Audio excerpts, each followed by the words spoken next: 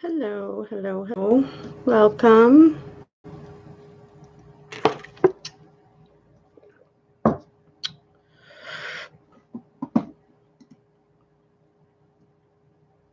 Sorry, I'm just trying to set this up.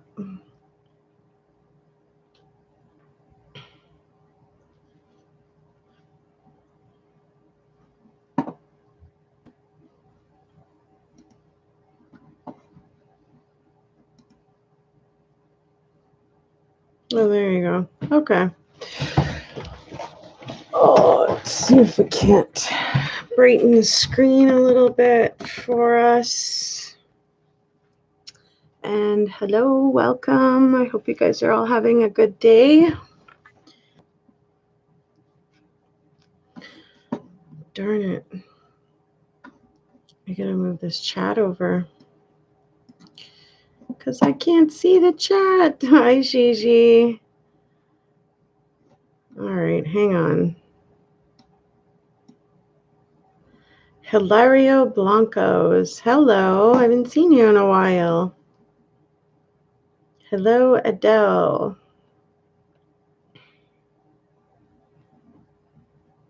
I wish I could just close in my side of the camera so I didn't have to see that. It's not going to let me go all the way over. Anyways, I hope you guys are having a good day. It's Sunday. It's chill day. Hello, James.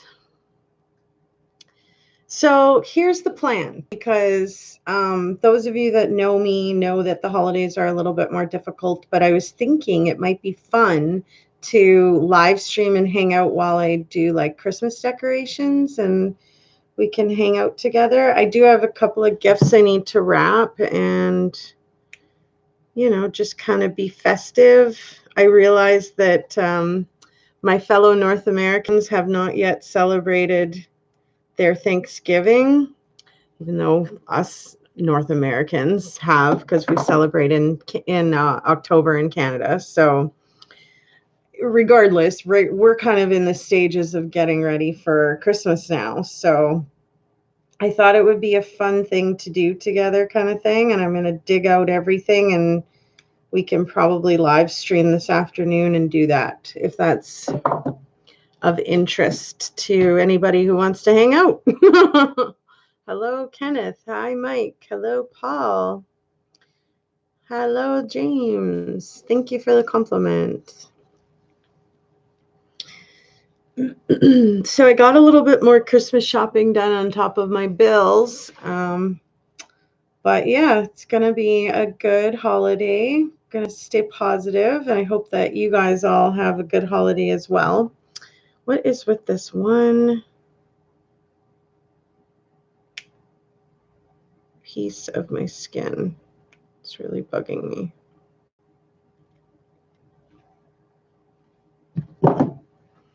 So, how is everybody else's? See, like, I feel like I can't see the chat very well.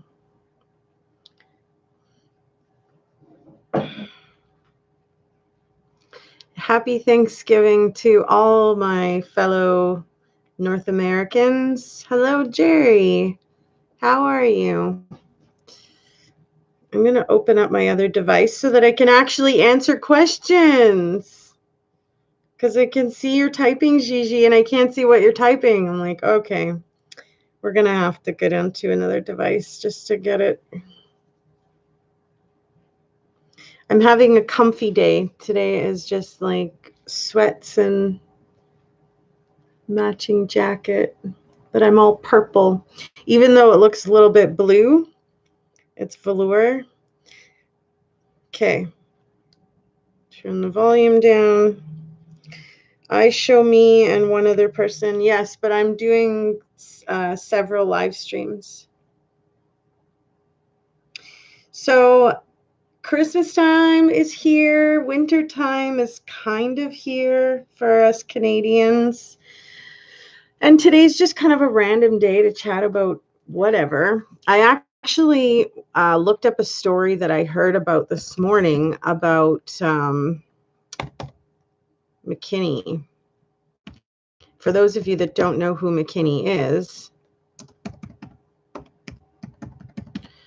released. So this man actually spent like 31 years locked up, you guys, for a crime he did not commit. It was a man in Tennessee, Lawrence McKinney. I don't know if any of you guys have heard of this story. There's a lot of stories like this, though, you know. Thank goodness that he was able to miss the death penalty.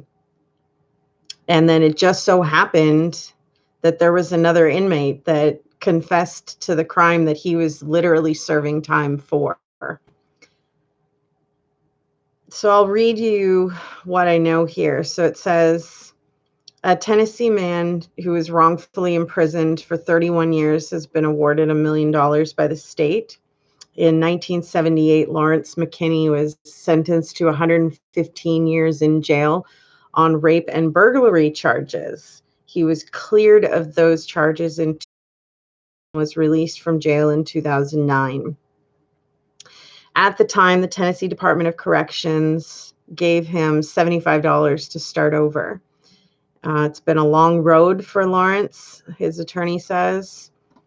And since his release, McKinney has been on a mission to clear his name before he could get the $1 million payout, the maximum allowed under Tennessee law.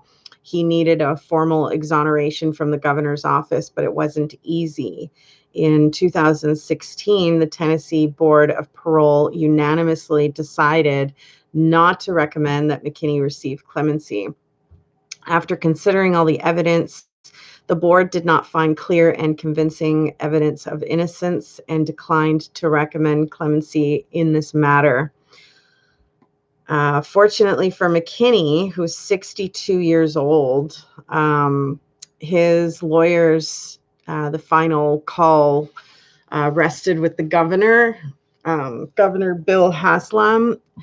And last December, 5 days before Christmas, well, not last, but 2017, before Christmas, he went against the recommendation of the parole board and exonerated McKinney. On the Tennessee Board of Claims voted 7-0 to give McKinney the maximum $1 million payout. Members of the board said they wished they could give McKinney more because, I mean, in all honesty, it's your freedom, right? How can you really put a price tag to your freedom and the fact that it was taken away from you for a crime you didn't even commit? So the $1 million will be split into an initial sum of $353,000, which mostly goes towards legal fees and a car for McKinney, and the remaining $647,000 will be divvied up in monthly payments of $3,300. The payment is guaranteed for a minimum of 10 years, and if McKinney dies, his wife, who was his pen pal in jail, will continue to receive the monthly annuity. McKinney says he's happy to have the money. It's my age. It helps me so I won't have to work so hard. In prison, he said he had to work so hard for nothing. He's a humble man, he says. He's so used to injustice that, you know, he said he thinks he's really trying to get his head around what justice really looks like. McKinney is a humble man who cares more about the time he has left in life than the amount of money to his name. He hasn't shown much, you know, his interest in the money part of it. He wanted his name cleared. And the amazing thing, you know, he wasn't even angry at anybody. McKinney said that he didn't hold any grudges about the years he was in jail and that he felt sort of taken care of. If, you know, if any one of us, you know, were to face something like this, it would just be absolutely devastating to have half your life ripped away from you and you're just serving time in prison for it and you can't do anything about it kind of deal. It's just crazy. Hello, Dank Williams. Hello, Haft Rudder, AR2 from Germany. Welcome. I can't, like, honestly, I heard about the story and I Googled it right away. I heard about it this morning. I think I'd heard about it before too, but hi, Moyne. Hi, Doug. Hi, Terry. So it definitely was something that caught my attention because, like I said, your half your life is basically just taken away and you're put behind bars and forced to, that's where you're going to live and spend the rest of your days type of deal. Like I said, he was lucky that he narrowly missed the death penalty because that's the punishment that he was up against.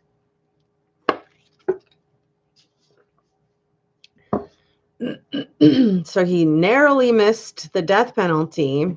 And like I said, another inmate admitted to the crime that he was serving time for. There are so many of those kind of cases, though. That's what's really sad.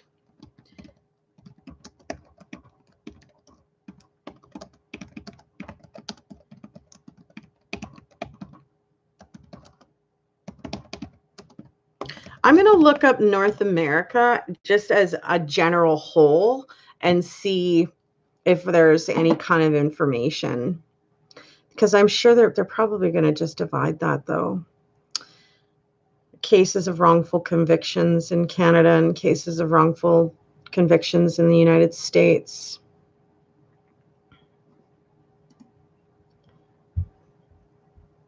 But talk about a shocking thing to have happen to anybody, don't you think?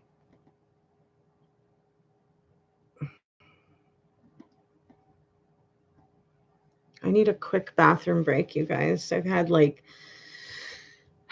a huge cup of tea, 2 cups of coffee, my water, my ice water. I'll be back 1 second.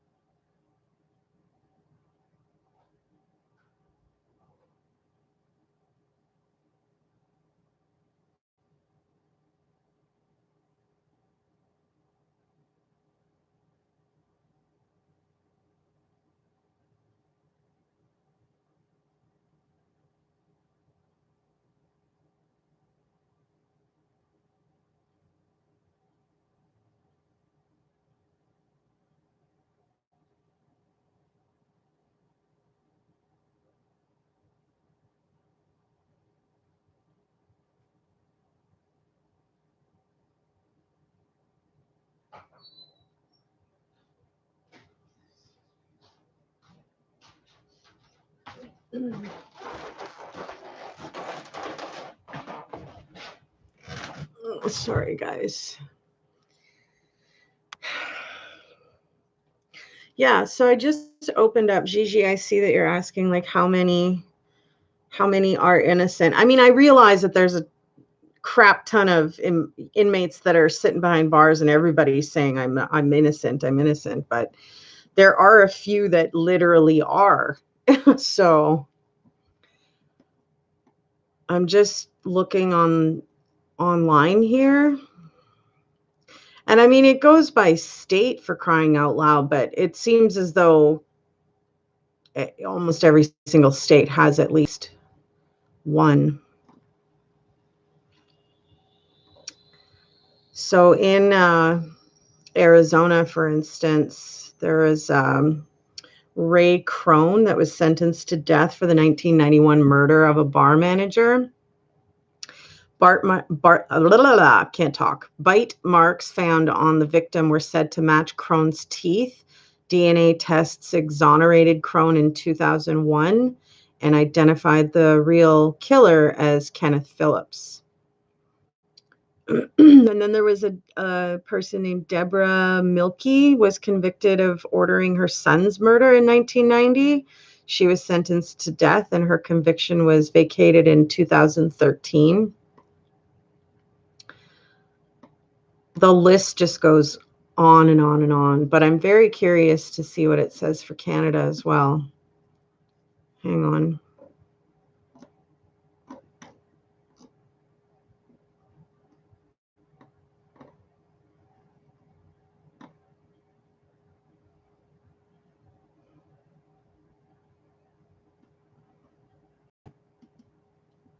What is that? Causes? No, thanks. I mean, nowadays we have so much testing and stuff like that that it's unfortunate if it has to happen at all. Canada's wrongfully convicted. I'm just going to look up.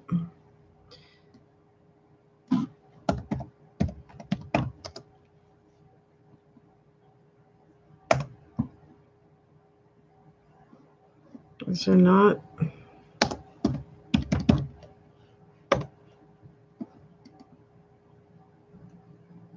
There we go. That's what I was looking for. Hello, Vincina. Happy Sunday. Hi, Susie. You haven't been following the McKinney case? I thought it was very interesting to hear. So in Canada, it looks like they just go based off of the name of the person who was convicted, and the conviction was overturned for one reason or another. So this one says Robert Baltovich was convicted in March of 1992 in Canada for the murder of his girlfriend Elizabeth Bain in Scarborough, Ontario. Bain disappeared on June 19th, 1990 after telling her mom she was going to check the tennis schedule on campus. On June 22nd, her car was found with a large blood stain in the back seat, but her body was never found. Baltovich consistently maintained his innocence throughout the trial, and his lawyers suggested that the so-called Scarborough rapist, who was later identified as the serial killer and rapist Paul Bernardo, might be responsible for the murder.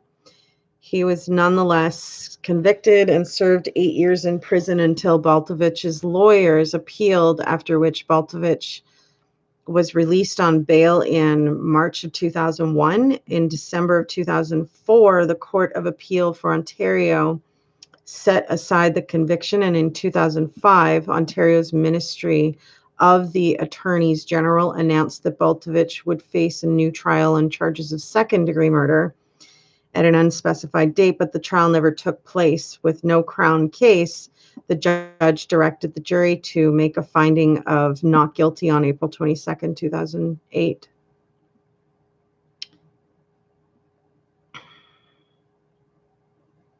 Oh, this is right near me. That's kind of cool. There's another one here. It says James Driscoll was convicted for the first-degree murder of Perry Harder, whose remains were found in a shallow grave outside of Winnipeg. 3 months after his disappearance, Driscoll was linked to the crime with 3 hairs found in his van that supposedly belonged to Harder, but DNA tests years later found that the hairs did not belong to the victim.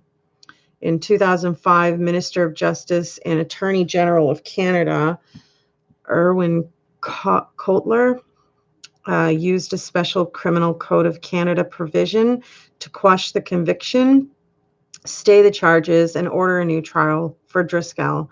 But the Manitoba Department of Justice decided not to order a new trial.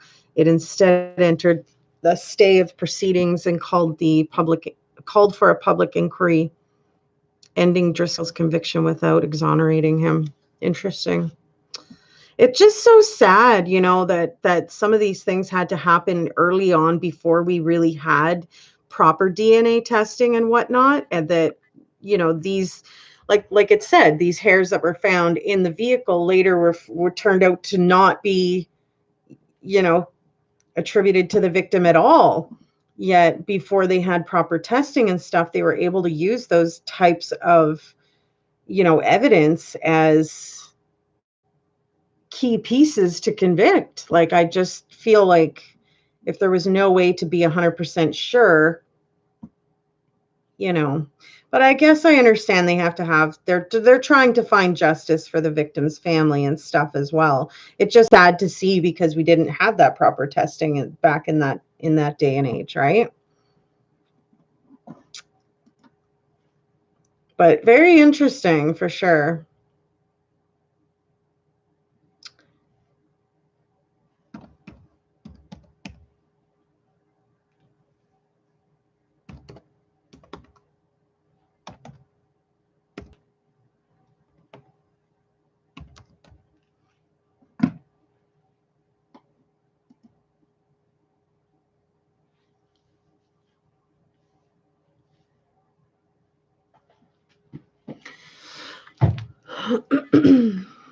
List of wrongful convictions in the United States.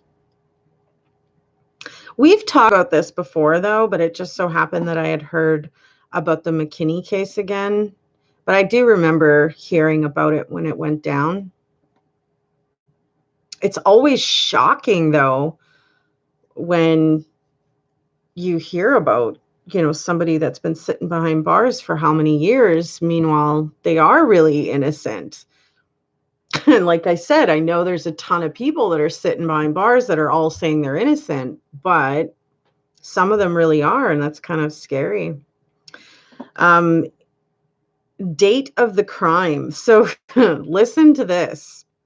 This was before the 1900s. In 1692, the Salem witch trials were a series of hearings and prosecutions of people accused of witchcraft in the colonial Massachusetts between February 1692 and May 1693. The trials resulted in executions of 20 people, most of them women.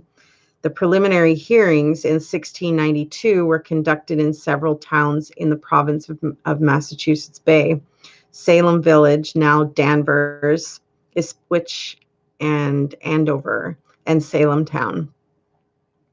But the charges were for witchcraft, and the sentence was death, and they were executed. Which is crazy. Let's get to more like today's day and age. Here's one in 2010.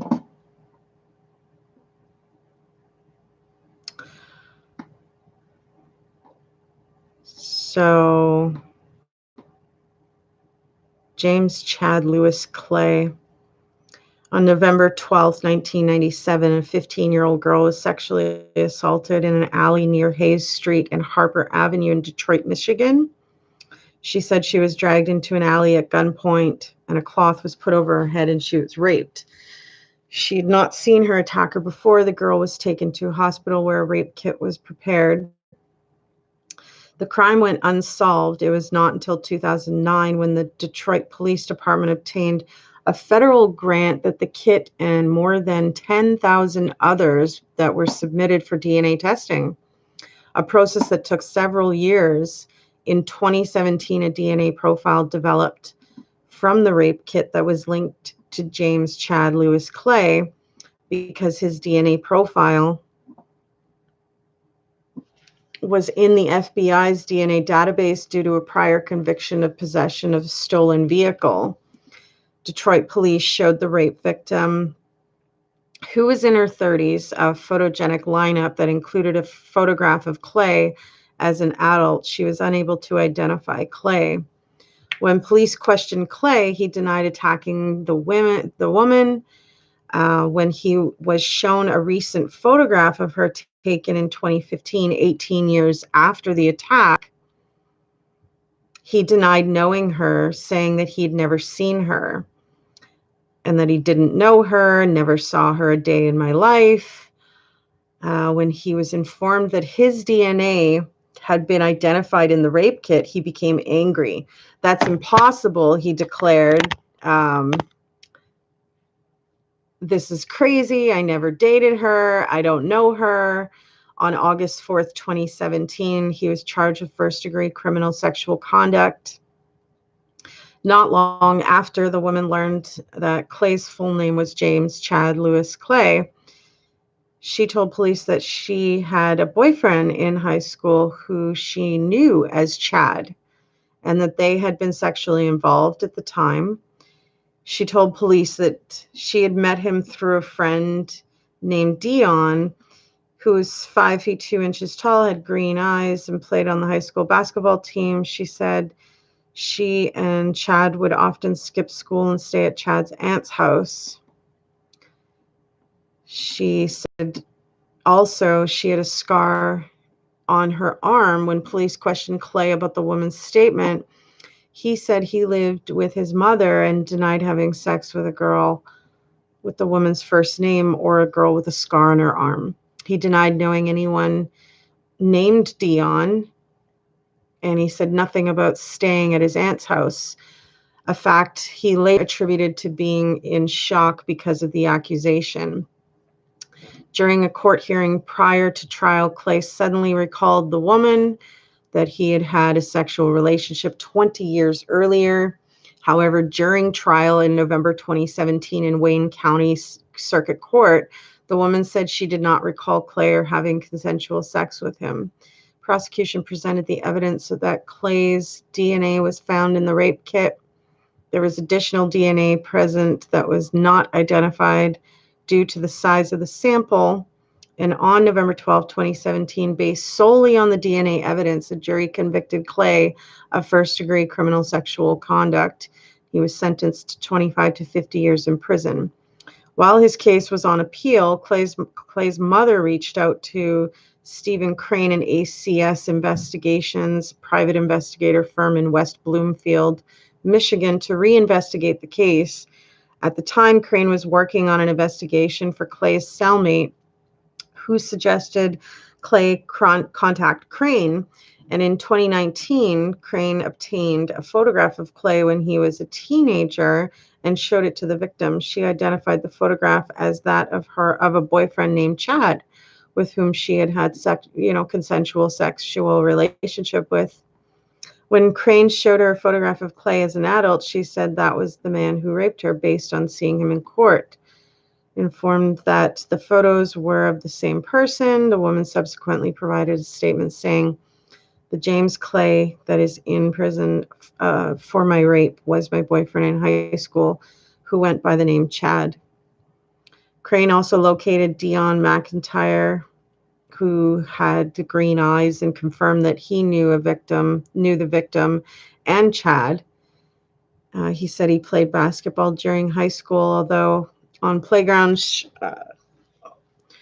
shown a photograph of Clay as an adult, he identified it as Chad. When Crane provided the results of the investigation to Clay's appellate attorney, Melvin Houston, he declined to accept it or review it, according to Crane. As a result, Crane reached out to the Michigan State Appellate Defender's Office, and subsequently an investigator from that office was assigned to work with Houston. When Crane couldn't get anyone to indicate that they were moving forward on the review of the case, he passed the information to a reporter, Elisha Anderson, at the Detroit Free Press newspaper, and she began reinvestigating the case.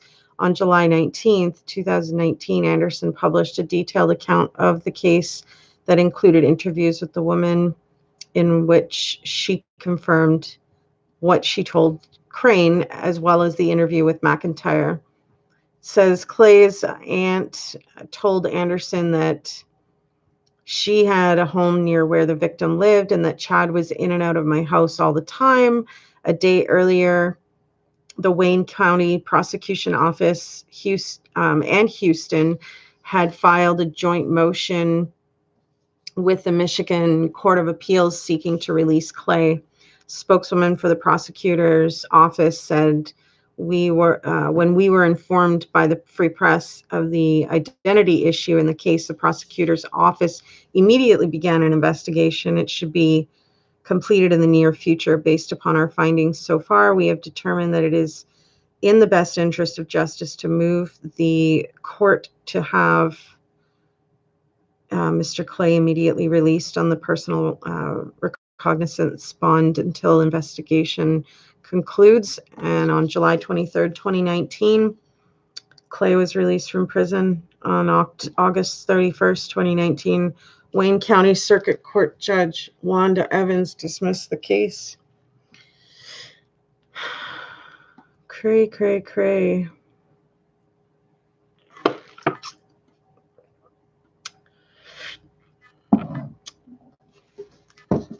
Hey, Linda K. Hi, Jen.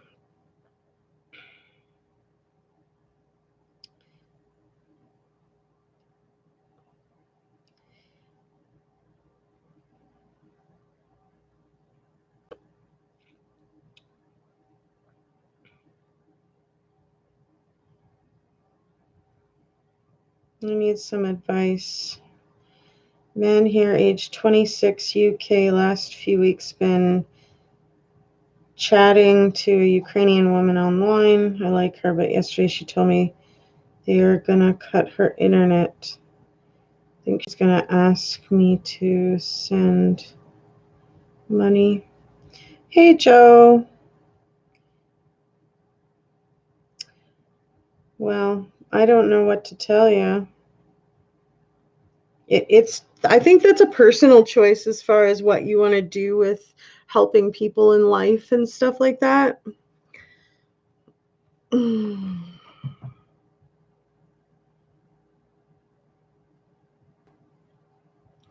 especially if you've talked to her on Skype and you've seen her, kind of thing. But I think it's a personal thing, Linda, you know? Some people want to help others. Some people feel that everybody who asks is a scammer. I don't know. It's a it's just a personal choice in my opinion.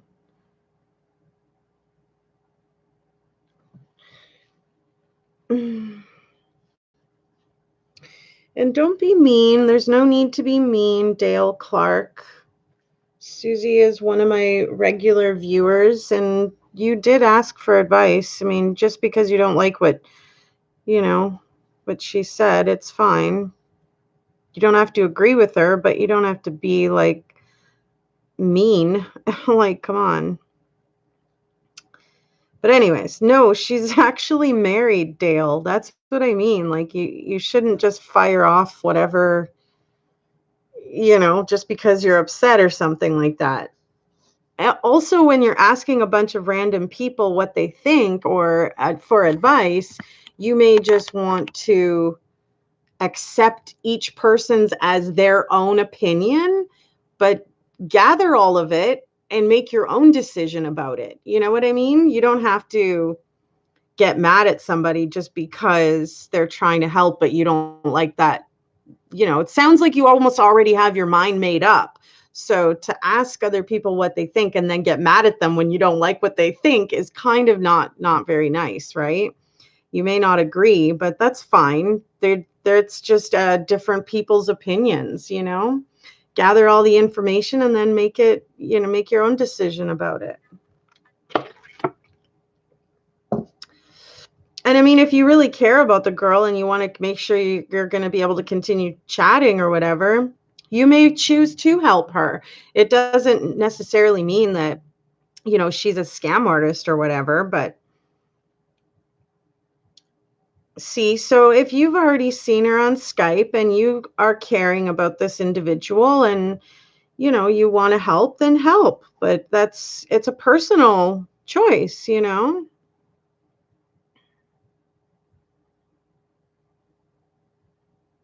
Yeah, I saw that, Gigi. That's why I said something. Like there's no need to be mean or rude. It's like we get it. You're in a bad mood and it's a crappy situation you don't want to be in, but don't get mad at somebody just because they gave you their opinion. It's like that's fine. That's their opinion.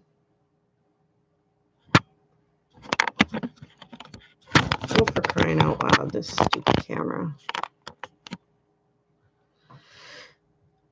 Yeah, I can imagine that it would put you in a bad mood. Thank you for apologizing to Susie. That's kind of you.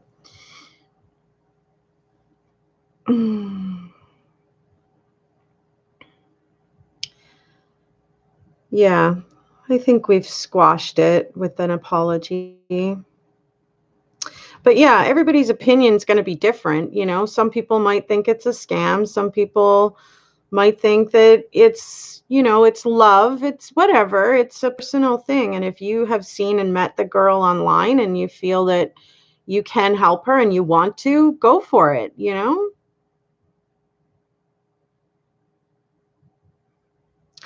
The percentage is 4 out of 100 convictions are wrongful. Thank you, Linda K, for that tidbit. It's unfortunate, but I mean, nowadays we have so much technology it's even more sad that it would happen now. It's more understandable that it would happen before because we didn't have the proper technology. But now we have that. So it sucks that it still happens, right?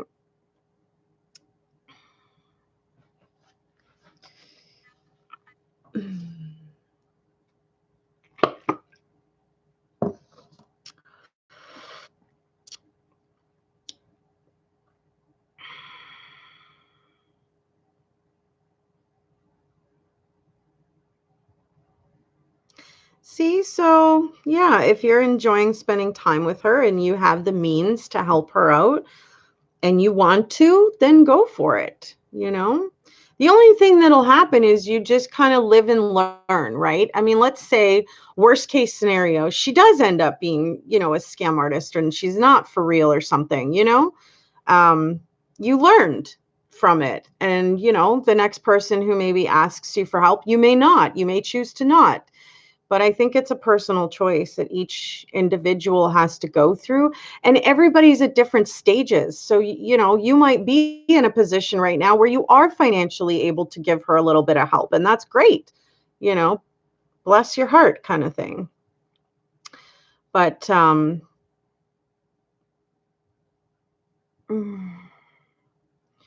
my pals, they're just really stern, like she's after your credit cards. That's all, bro.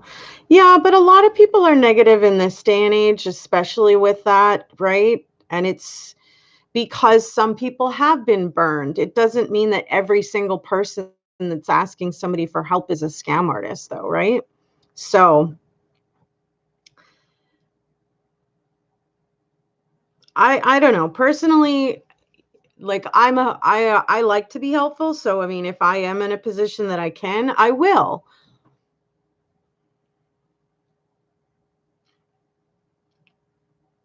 You've seen too many 90 Day Fiance. Oh, that's funny, Susie. Hello, Edom, Engren, Karim. Karim, I don't know if you're still watching or not, but I did ask you to explain more on Instagram what the heck you're talking about when you see me and you look into my eyes. No, Linda, he was asking for advice because he's talking with a girl online that he's been Skyping with, and she's about to lose her internet service or something, and he's wondering if he should help her. But again, I kind of feel like it's just a personal choice. If you really like this individual and you want to help, well, go for it.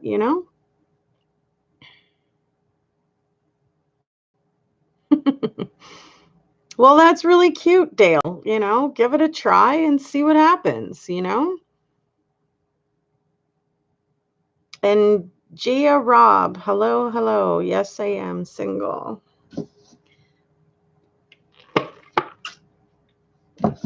Hello, Paul.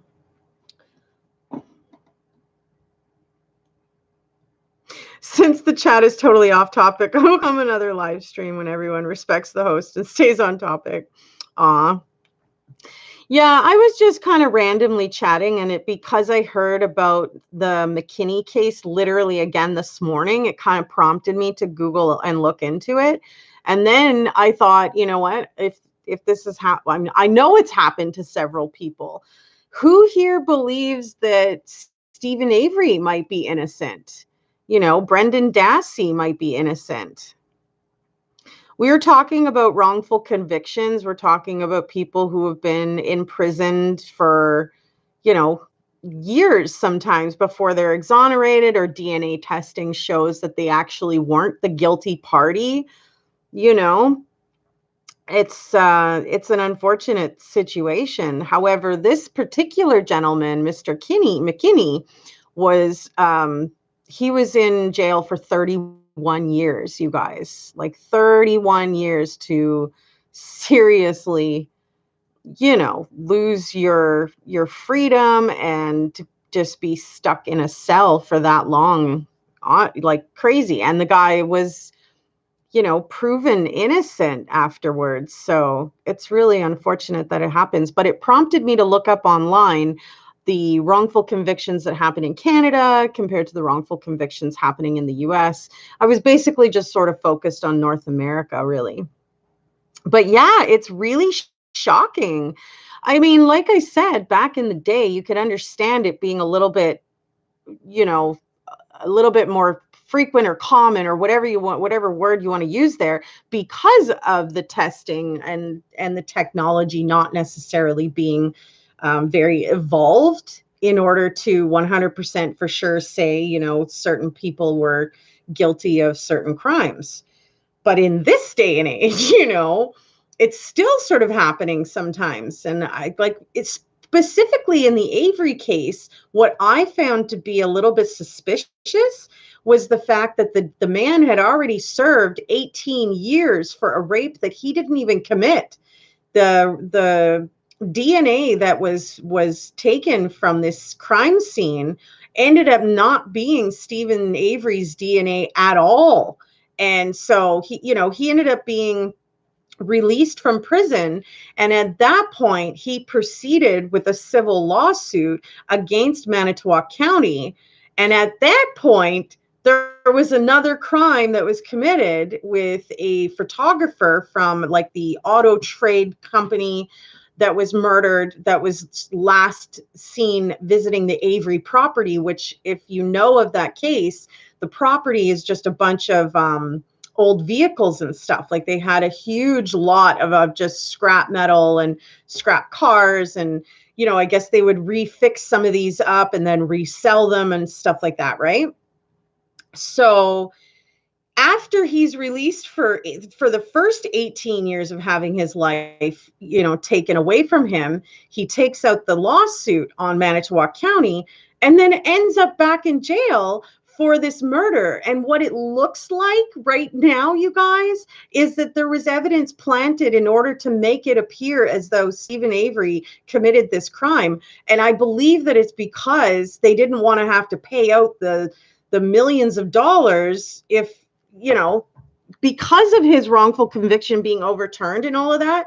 Like the man had half of his life taken away only to be thrown right back in jail and have the rest of his life taken away. He's literally still sitting there right now as we speak, and I kind of think it doesn't really look like he fully committed that crime. I don't know. Like, yeah, he maybe isn't all there and there's some past issues and, I heard that he had hurt an animal and something like, but he had a cousin that lived on the same property.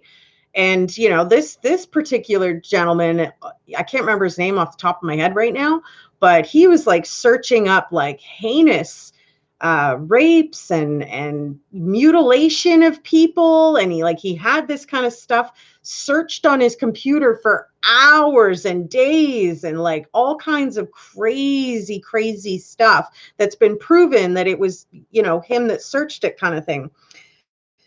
So yeah, I believe that they are in the same jail, Yvette. Hi, by the way.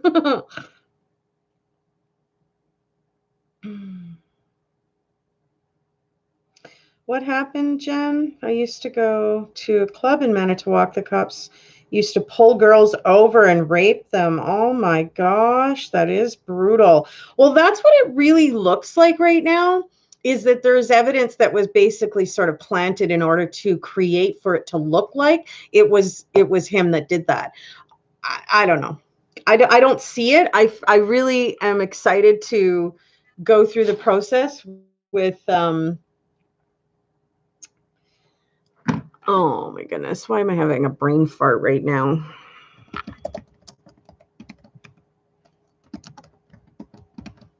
Kathleen Zellner. She is a lawyer that's already overturned, more than a dozen. I think it's like 19 cases Kathleen Zellner has overturned. Like this woman doesn't take a case if she doesn't think she can actually win it, right? So I mean, here she is fabricating, like redoing what the prosecution says happened and finding out that there's some things that don't line up. For instance, the blood smear that's on the car, that's, it's too far away from the ignition for it to have been there like that. So it probably was there, put there purposefully, and just really, really crazy. I should actually look that up. Hang on. Yeah, that would be very terrifying, Jen, for real. I would love to do a call in. See, I'm on the StreamYard on my Facebook. We could literally do one like that.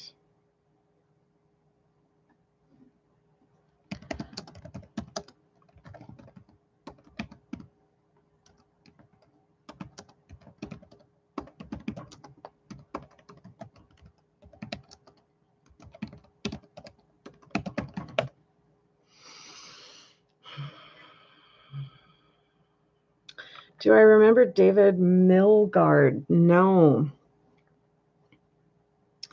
Kathleen Zellner looks amazing. This woman is 61 years old, and she's overturned 19 men's convictions. I think there was actually a woman in the group of what she's done. Now I'm going to look up David Milgaard now, though.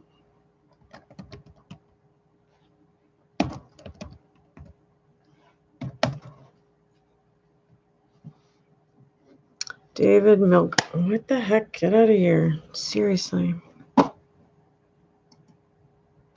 So, David Milgaard is a Canadian who was wrongfully convicted for the rape and murder of a nursing assistant, Gail Miller.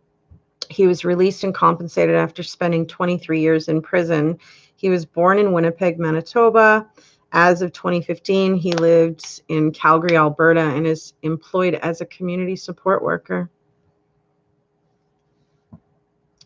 Born in 52, so he's 67 now. And married. That's nice to see, that he was able to come out of that and continue living, a nice life, a family kind of dynamic life. Hello, Amit.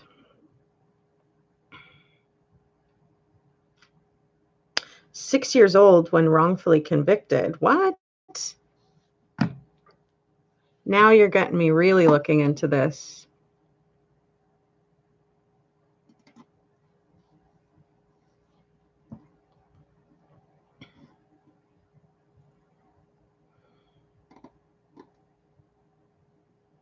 Oh, he was 16 years old. I guess you missed one. Yeah, I realize that now when I look at the phone.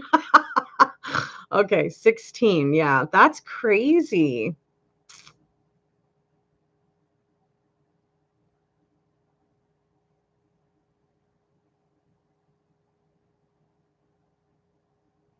The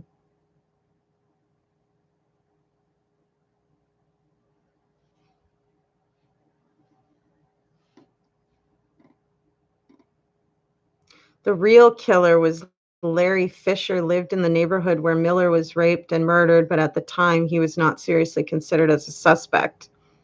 Fisher was arrested on July 25th, 1997 in Calgary. He was convicted on November 22nd, 1999, and sentenced to life in prison on January 4th, 2000, due to the laws at the time of the crime. However, he was eligible to apply for parole in 10 years rather than the current 25 years after the sentence. Before his conviction, Fisher had served 23 years for numerous rapes in Winnipeg, Saskatoon, North Battleford, Saskatchewan. Fisher never paroled. He died in prison in 2015.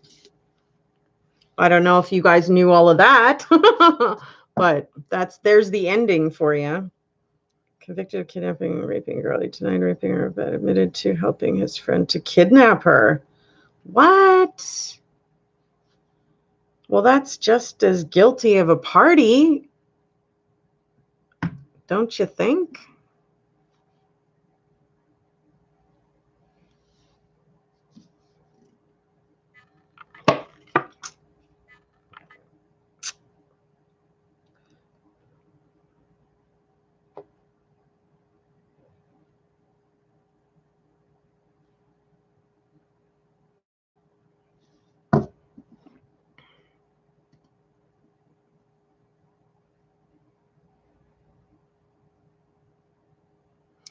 So Kathleen Zellner's founded her law firm in 1991. She then has overturned the convictions of 19 men, including a man called Joseph Burroughs, who had been sentenced to death. Kathleen Zellner won the case after convincing the real killer to confess. Wow.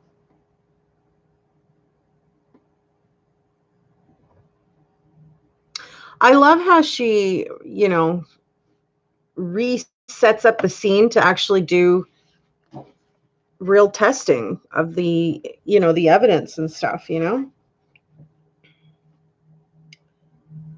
the book written by his mother. Does or did Canada have higher rate of false conviction? That's a good question.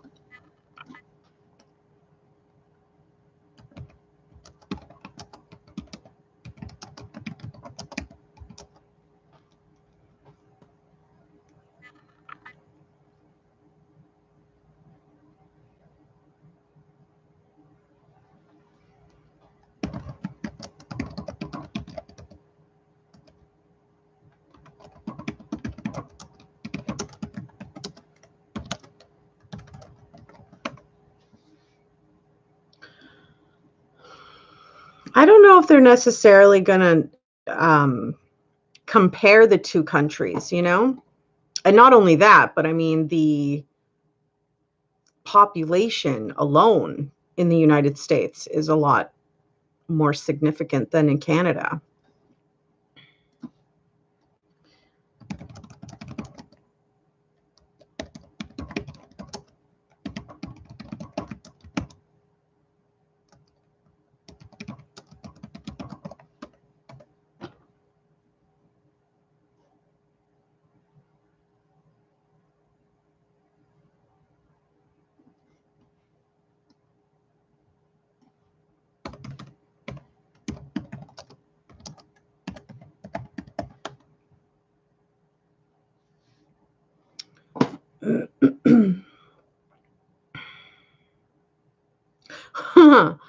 Like, I mean, this is an old census, but just in 2010, the US Census reported a total population of 308.7 million compared to Canada, which was 34.1 million. So huge difference in population alone. Amnesty International reports a quarter to bad signs, 16% of false witnessing. Yeah, that's unfortunate. A mother's story. That's what it's called. You kind of missed the typing sound. Yeah, I'm sorry.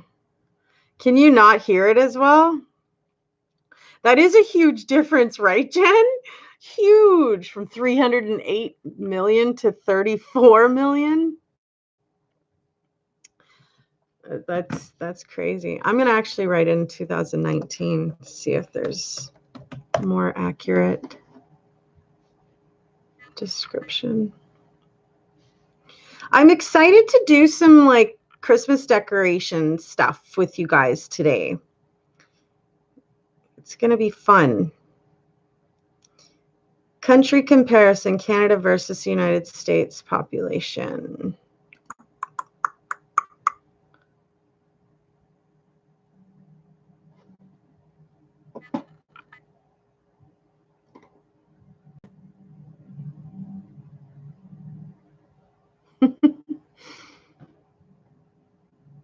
Gouvernement is spelt in French.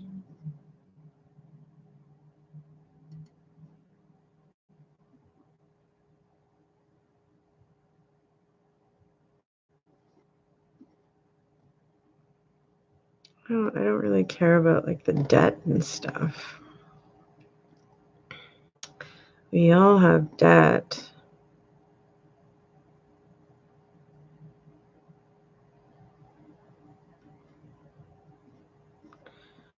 Population 2018.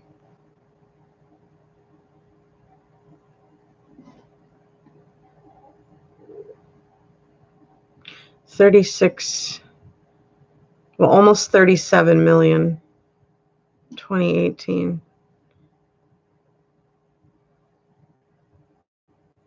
And we're about 50-50 as far as male, female. But let's see.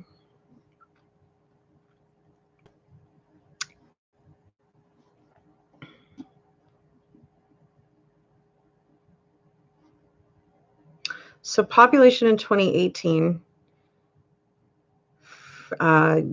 Canadian, like I said, 36,994,000.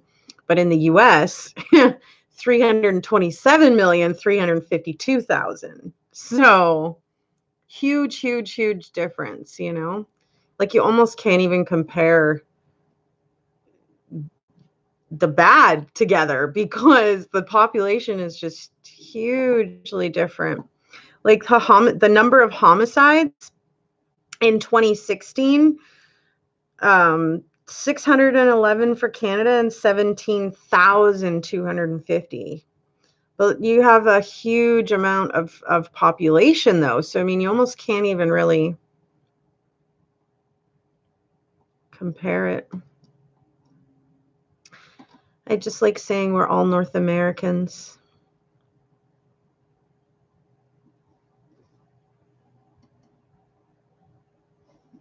Expenditure, 695,000 compared to 7,231,000, almost 232,000.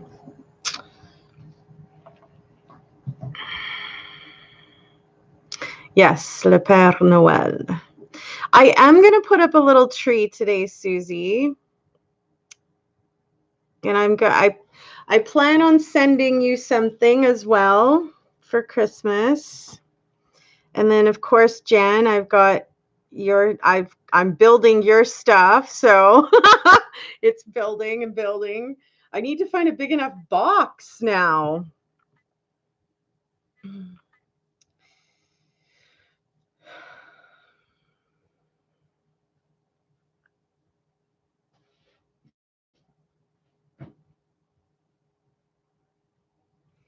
Gotta change his name on the card.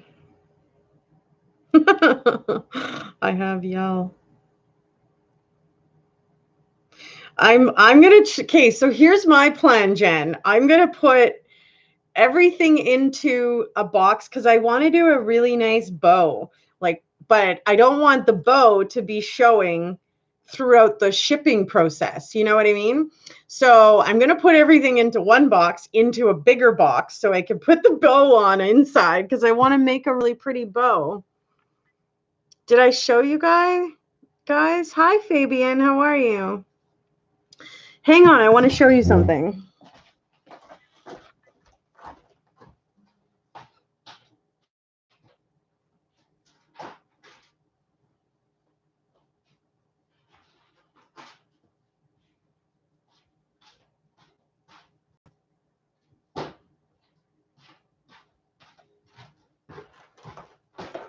My tummy is starting to hurt. I need to eat something.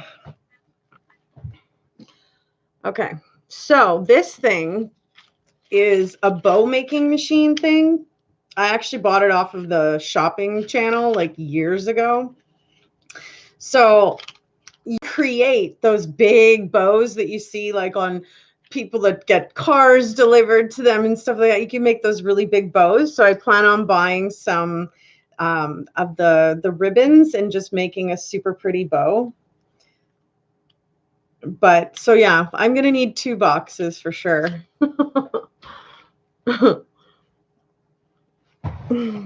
Hello, Andy Worley. Yeah, I definitely need to eat something.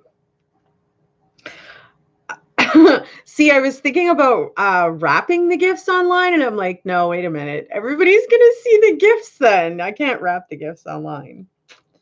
But I can do the decorating together, and we can have some fun with that. I just hope it doesn't make anybody in the US feel uncomfortable because they haven't had you guys haven't had your Thanksgiving yet. So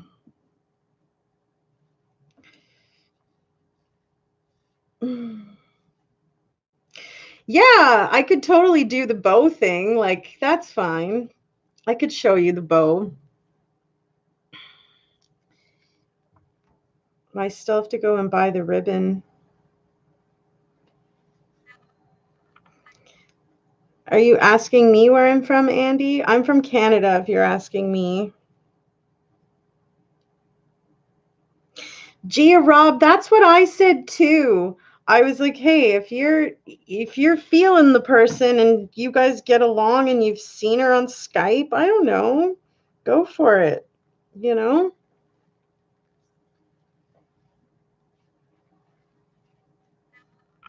It will be fine. Holidays are here, right?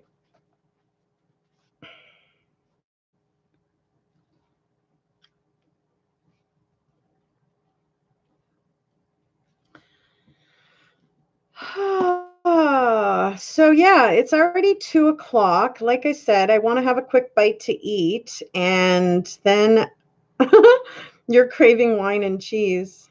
Some good cheeses in Canada. I am still doing the gift exchange. Jen and I are doing one, and then, like I said, I'm going to send you something as well, Susie. And Joe and I are doing a gift exchange, and a couple of other friends. So should be fun. What are some good cheeses in Canada? I don't know. I personally like the Havarti cheese. I like the jalapeno cheese.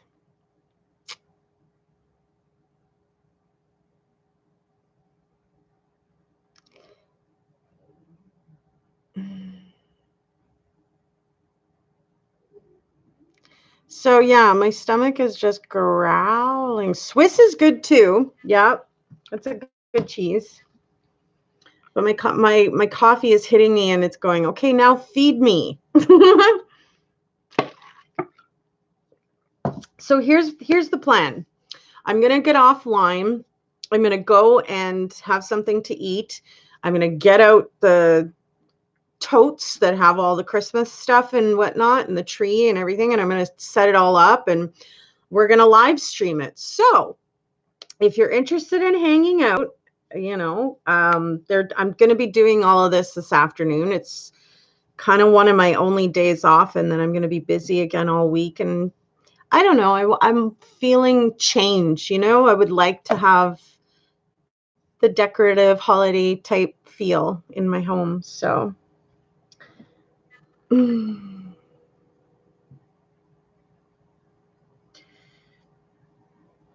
you guys are so sweet. Swiss cheese and grapes. Yummy. Yummy, yummy.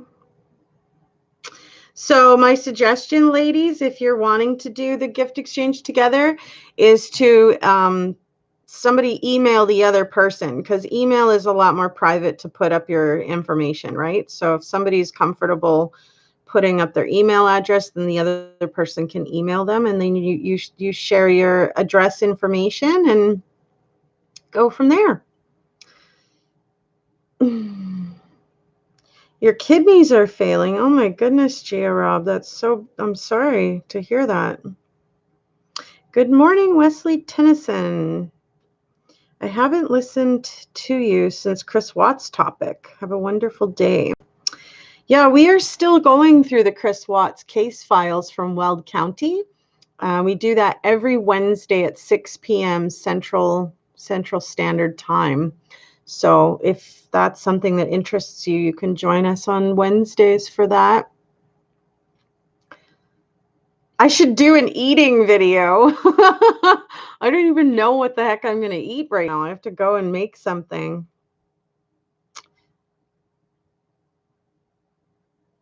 I have done, breakfasts and stuff.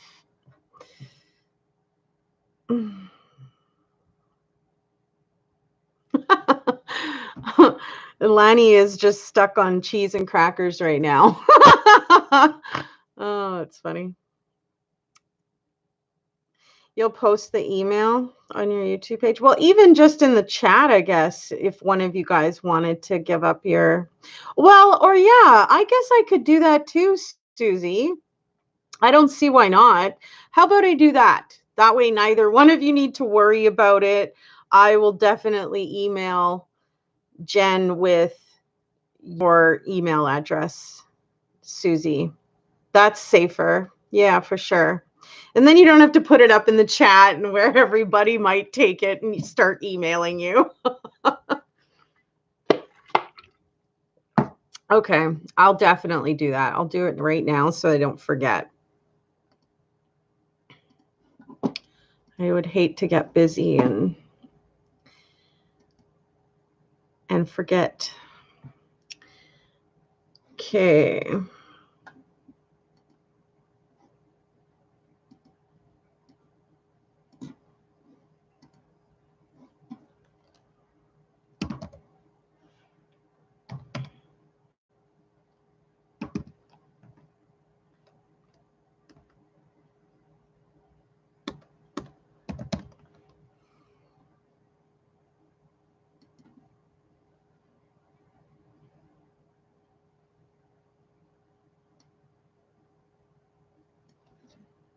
Okay.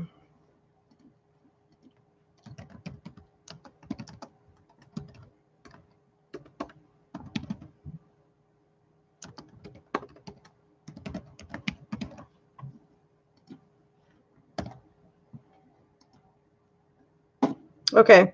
I just wrote in the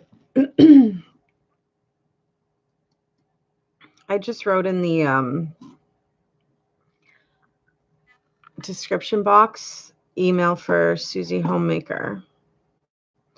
And then Jen, I sent that to you, Jen, so then you can send her a message through that. Hopefully that works. Thank you, Jen. I appreciate you being all over the troll. Timed out. Right on. Good job, girl. Yeah, if you can download this StreamYard, we could definitely do a call together because I don't see why not. That would be really fun to have an interactive discussion about, random topics together and for them to see you. Hi, Alabama Wildman. Hi, Billy. How are you?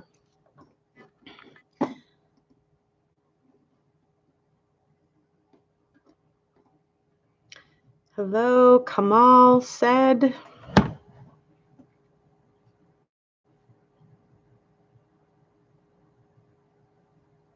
Yeah, if you want to come and hang out Wednesday at 6 o'clock, Wesley, that's when we're doing the Christopher Watts case. We open up the Weld County case files.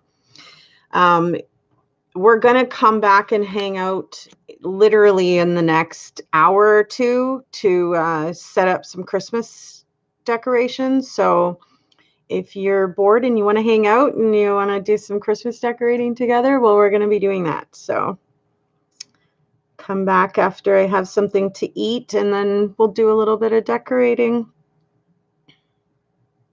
I'm out. Be safe, be kind, and be you. Love that, Gia Rob. That's awesome. Good advice. So yeah, if you guys enjoyed the live stream and you want to support me here online, you can throw up a like sign. I appreciate that form of support from y'all. And like I said, we'll be back. So if you're interested in coming to hang out and watch some of the Christmas decorating, should be fun. A great way to hang out together and not let the holidays be so down. You know what I mean? For those of us that sometimes get a little bit sad at this time of year, I'm hoping that we can combat that together by making it a little bit more fun and interactive together. So if you're new to my channel and hey, you haven't yet subscribed, hit that subscribe button. We have tons of interactive conversations where everybody is welcome. It doesn't matter your age, your race, your sex, your nationality, your belief system, nothing matters. Everybody is welcome. So please share and spread the word.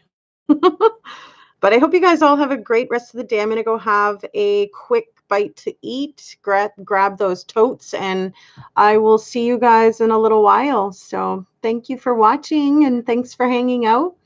we're back next week, Sunday, face-to-face, 1 p.m. Central Standard Time. So if you liked hanging out this way, seeing me and chatting together like this, then come on back next week, Sunday, and we'll be doing the same thing. I'm so French, right? Talking with my hands. Anyways, much love to all of you. I appreciate your online support and viewing, and we'll see you again soon for another true story with me, Sherry Leans. Bye for now, folks. See you soon. Do some Christmas decorating. Yay!